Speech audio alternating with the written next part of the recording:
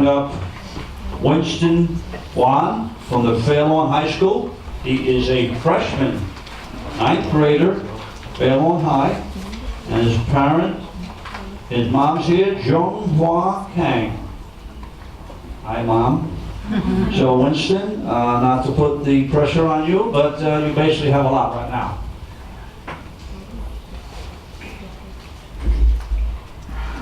Before I begin, I just wanted to thank your Judge Supreme Court, Walter, and of course Thomas Masters, and of course our Chief who sets all of us, and also our board directors, and for all the parents and my peers for supporting me and helping us.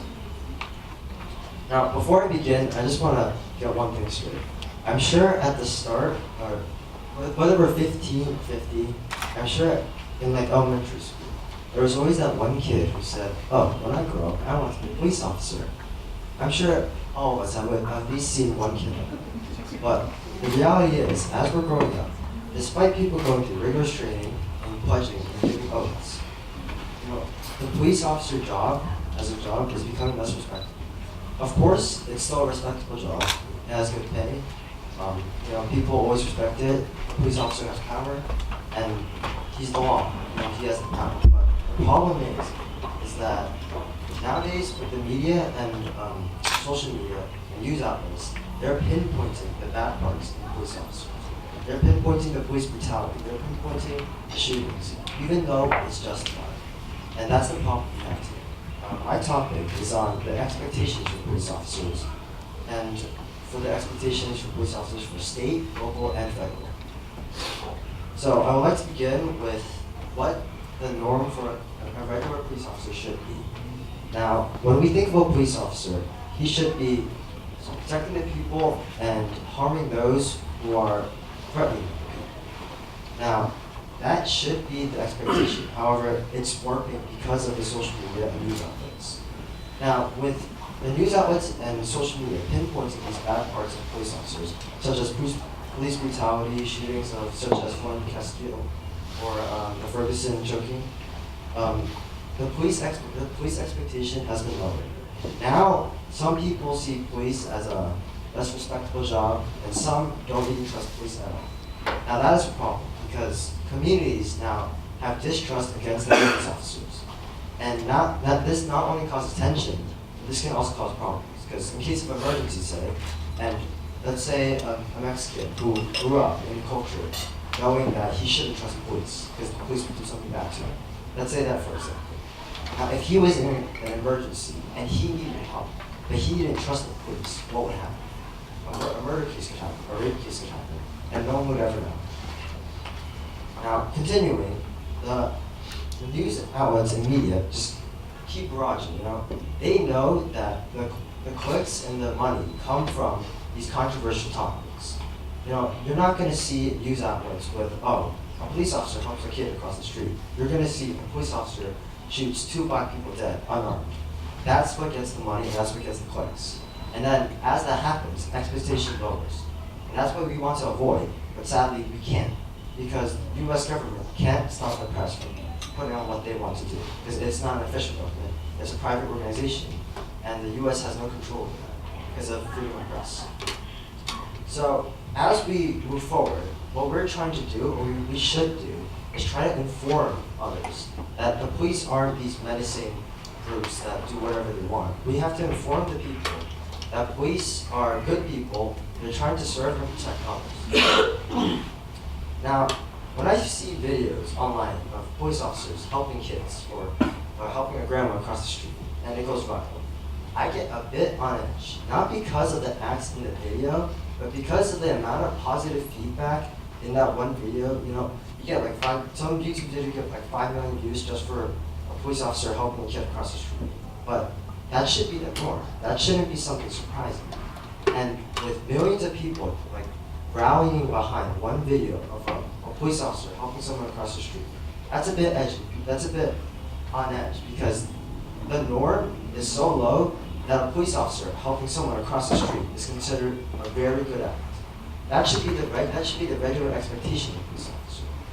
Now, sadly, this can't really be stopped.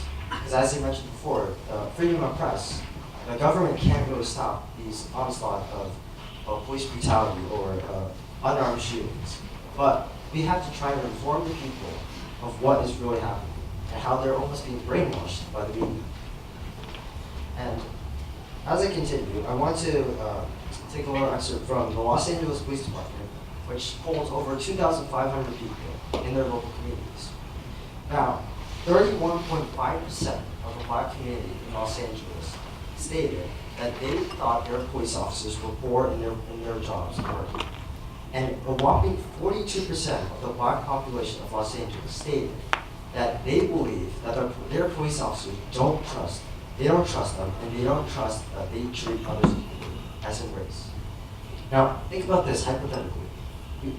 One white police officer lives in a population of 100% black people. Think about it. 42% don't trust that one police officer, and another 31% wouldn't even go to him for help because they believe he doesn't even do his job. That is astonishing. That means, say, everyone in this room is a majority of Asians. Say that 42% of us didn't believe that the police officers we are supposed to trust don't treat others equally. What would that create?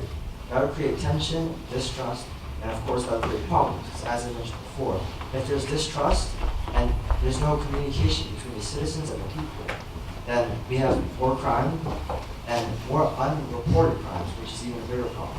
We never know what's happening in the first place. Now, I would like to shift my tone again, and this time go to the local officers, federal officers, and state officers. Now, the local officers are basically what we see every day.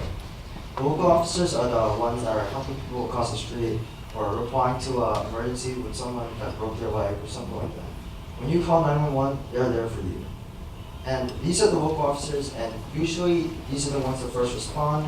And sadly, however, even though these are the people that are supposed to be there for us immediately, like I said, there's distrust growing. Because of the social media, because of the news outlets, because of police brutality, there's distrust growing. Now, as for state police officers actually fly kind of under the radar. This is partly due to the fact that they're often lumped together with local officers because they're usually at like state borders, they're looking at traffic and things like that, and they're usually lumped in together with the local officers, usually being depicted as kind of brutish, and just lumped in with the local police officers as police brutality and just killing unarmed people. Now, of course, that's not every single police officer, but that's what the media and news outlets make them out to be. Now, as for federal state officers, I find myself kind of interested in this, because although there is not much known about the FBI or NSA, because this is partly due to the fact that they keep a lot of their things in secret.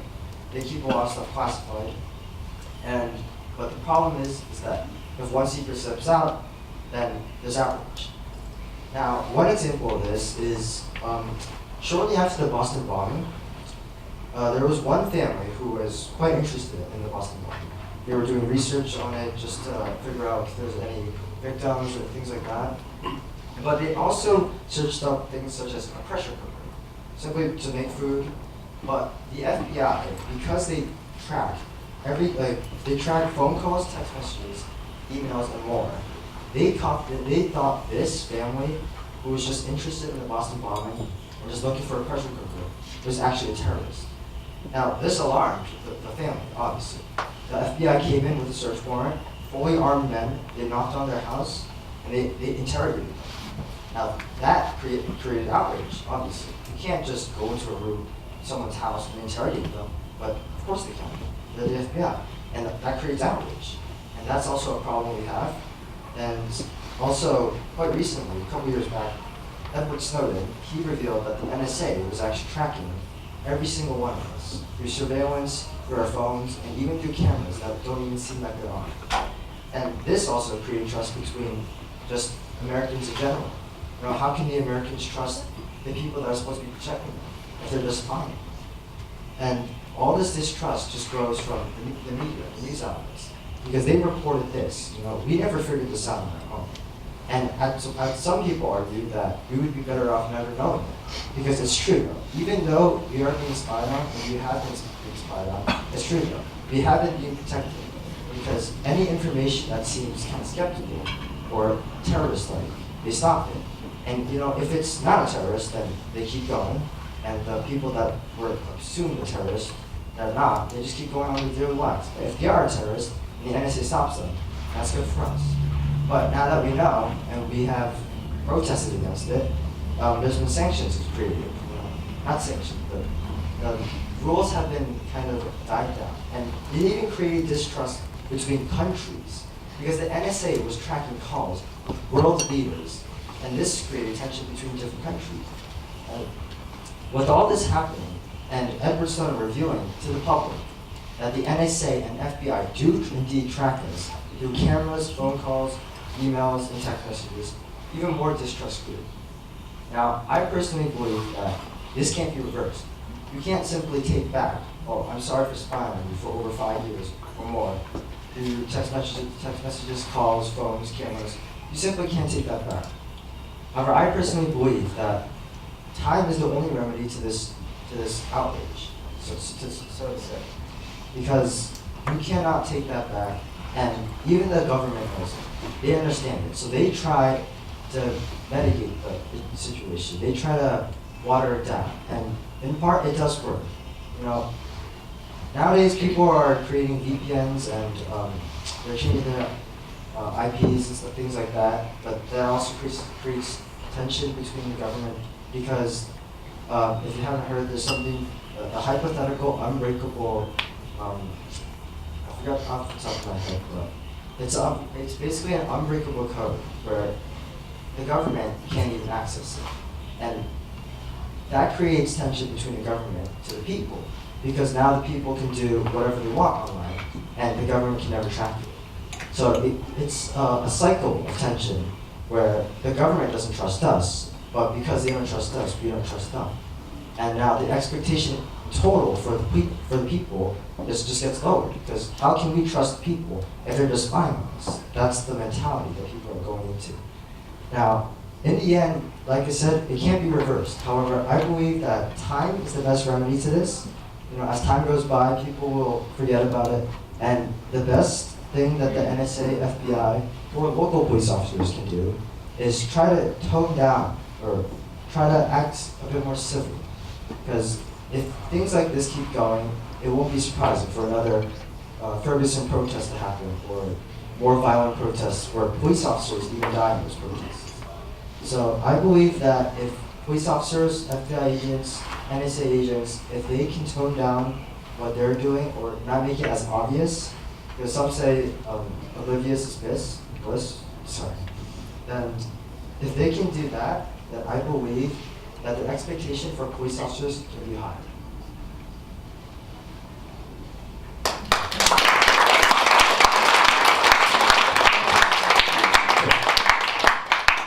Winston, fantastic job. Does anybody have any comments or questions for Winston?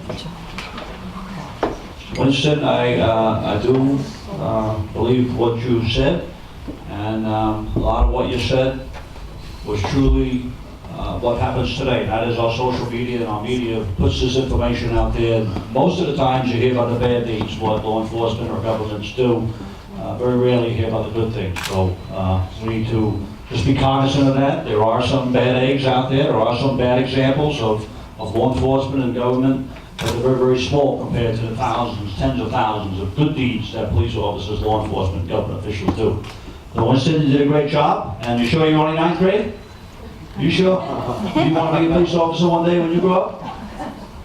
If so, you better eat some donuts to get that belt, because the belt's going to wrap around and they can't fit the ammunition or anything else we have to put on there. Great job, Winston. Great job.